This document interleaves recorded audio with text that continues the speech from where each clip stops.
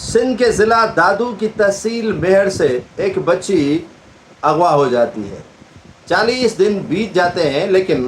اجالا پروین سولنگی کا کوئی پتہ نہیں ہوتا۔ حورین پٹھان کو تو ایک دھمکی، ایک چٹکی میں شکارپور پولیس خانپور کے کچے سے بازیاب کروا لیتی ہے، لیکن اجالا کو دیکھ لیں اور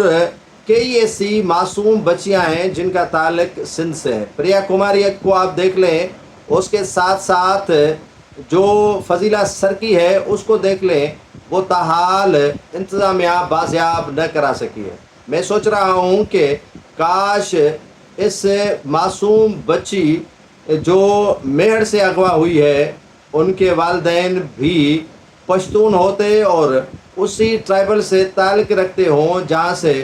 حورین کے لیے دھمکی دی گئی تھی کہ اگر بازیاب ان کی بچی نہیں کروا رہے ہو تو وہ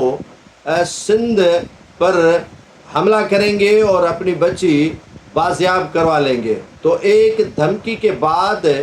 ڈاکوؤں کے چنگل سے آپ نے اس بچی کو بازیاب کروایا، حورین کو، لیکن سندھ کی معصوم بچیاں جو اب تک معلوم نہ ہو سکا ہے کس حال میں ہیں، ان کو تو بازیاب کروانے کے لیے نہ وزیر داخلہ متحرک ہوتے ہیں، نہ آئی جی سندھ متحرک ہوتے ہیں، نہ متعلقہ ایس ایس پیز ایکشن لیتے ہیں۔ صرف اور